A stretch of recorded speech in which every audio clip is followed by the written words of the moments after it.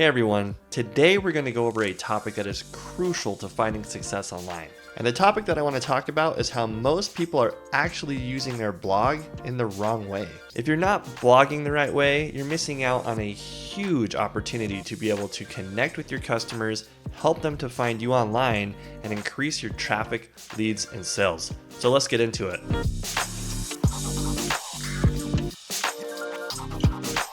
One of the biggest mistakes that I see businesses make is that they use their blog like a diary. What this means is that they're sharing company announcements and maybe even just things that happened at the business, thinking that they're talking to an existing audience. Well, I have a news flash. Your existing audience does not care about your blog. That is what a newsletter is for, to be able to keep your customers engaged into your brand, not what your blog is for. Your blog is actually a very powerful marketing tool that you can use to target new prospective customers and bring them into your website to be able to learn something extremely valuable that they're looking for regarding your products and your services. The key is to use your blog to target low competition keywords that your relevant audience is searching for, so that you can help connect them with your brand, which in turn will help them to learn about your products and your services. Another huge mistake that businesses make while blogging is they target very, very high competition keywords. For example, they'll target a very short keyword like eco-friendly tips. Instead, it would be better to go after a long-tailed keyword like best eco-friendly sponges. A keyword like that is going to be much less competitive than a shorter keyword that is much more competitive. Thankfully, there are some awesome tools that can help you to find low competition keywords, and we've actually made a whole video on this, so I'm going to put a link in the description below where you can learn even more about finding low competition keywords that you can win. But for example, if we go into a piece of software like SEMrush, if you go over to the Keyword Magic tool, this is where you can use a software like this to find keywords. So if we type this in again, right? If we type in eco-friendly tips, and say that's kind of the audience that you're going for with your website or your products and services, right here SEMrush is going to give you some ideas of what words even have volume and what their keyword difficulty ratio is. Now, the higher this number, the more competitive this would be. So your website, if it's been around for a very, very long time, you might be able to compete with words like this, but in our experience, typically anything that's a KD of 30 or below would be the type of keywords that you'd want to target. So you can see here, just based off of this very quick search that we did, the best keyword on this list would be eco-friendly laundry tips. So if you were selling something that was like eco-friendly detergent or something like that on your site, going after a word like this would be much better than saying eco-friendly tips, just because those words either don't have any search volume at all or they could be too competitive. Eco-friendly tips, for example, on here is a KD ratio of 55, which is pretty competitive. You're going to have a hard time winning that. So understanding the keywords that you're targeting and having those first is key to making sure that you're blogging and creating content that is even going to have a chance of bringing in potential traffic. Another really big issue that I see a lot of companies struggle with is just literally bad blogging advice, or advice that's just outdated and doesn't really matter in today's Google landscape. What am I talking about? I'm talking about things such as every single blog post that you write should be at least 2,000 words. There are a lot of companies that still believe things like this matter, and it actually doesn't matter at all anymore. And the reason being is that Google is really interested in specific answers to specific queries that match the intent of the query. So with this bad advice of every single post that you ever write should be X amount of words, another thing that we hear is that every single blog post that you create should be this big comprehensive guide that goes over every single aspect of that thing that you're talking about. And while that's not necessarily a bad thing, and there are lots of instances where that would make sense, doing that on every single blog post that you write is a huge mistake.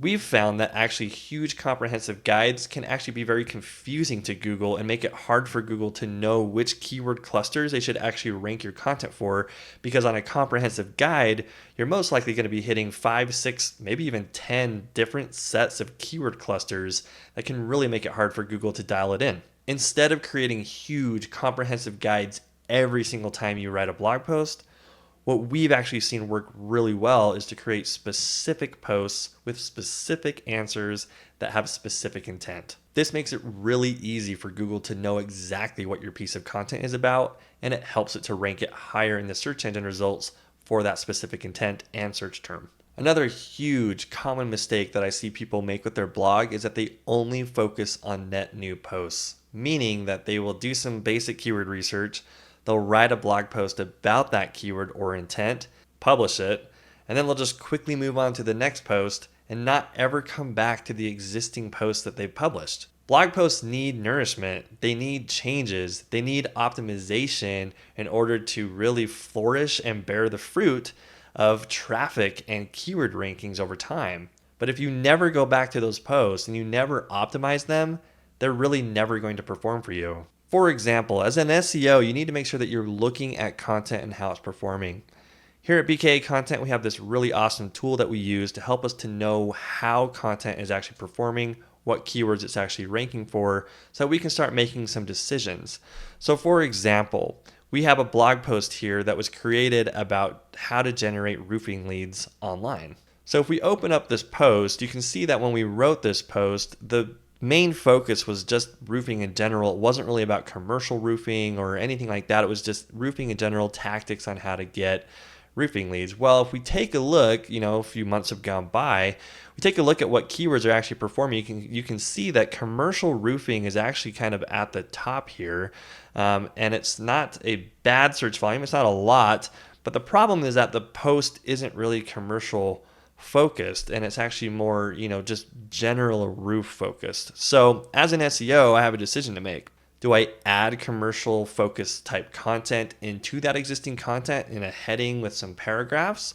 Or am I better to actually create a new blog post just about commercial roofing and how to get commercial roofing leads? Now, if I look at this content in detail, I can see that commercial roofing is one of the top keywords that is ranking, but there are a lot more keywords just about roofing leads in general that I'm actually ranking for on this post. I can also see where I'm ranking in the Google position, and I can see the KD ratio of the keywords. So what I'd want to do is take a look at these keywords, pop them into SEMrush, and see if there's any other really relevant keyword clusters that might actually be better keywords that I could massage my content or optimize my content a little bit by adding some of those terms in there, or adding some pieces of content in there that are a little bit more focused on the intent of some of those words to see if I get some more keyword play.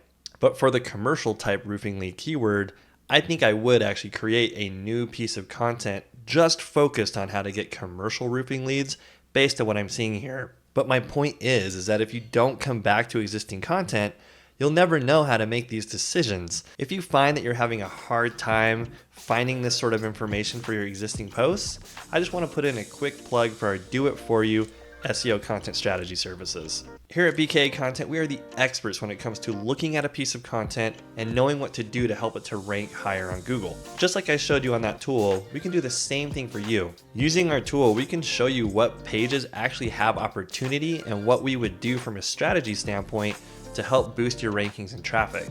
The best part is you can sign up for a free SEO audit with us where we'll show you this exact information. So sign up for a free SEO audit.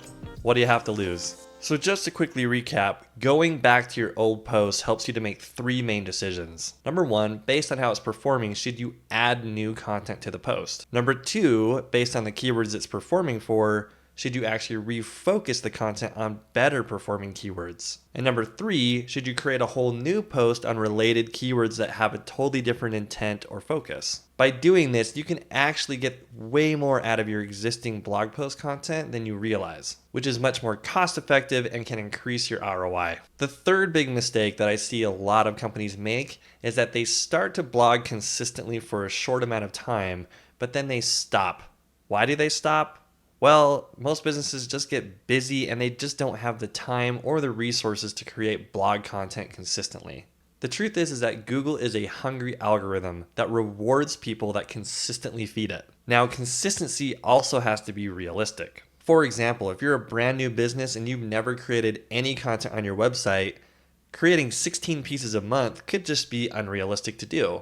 In that case, we would recommend starting really small. For example, start with 2 blog posts a month. But the key is to stay consistent every single month. So after a year, you should have 24 blog posts. As you get used to being consistent, over time you would want to slowly increase the volume of pieces of content that you're creating a month. The more that you do this while also focusing on intent and low competition keywords, the better results you're going to get. If you post high quality content consistently, Google is more likely to reward you with higher rankings and more traffic over time. So the bottom line is that blogging absolutely works, but you have to be doing it the right way. So stop using your blog as a diary. Stop making every single piece the exact same word count. And stop making every single blog post a huge comprehensive guide. Instead, be a little bit more surgical with your precision on the keywords that you're focusing on, the intent that you're focusing on, and go back to old content that you've written and see what you can do to improve it to get even more out of it. By doing this and creating content consistently, you're going to help that Google algorithm to be well fed, which will help to reward you with rankings and traffic. If you like this video, make sure that you hit like and subscribe so that you'll be notified as we put out more helpful content like this. Also, if you're struggling with finding low competition keywords that have high monthly search volume, but that aren't as competitive to win, make sure you watch this video where we go into detail on how to do this. Thanks again for joining us, and we'll see you on the next video.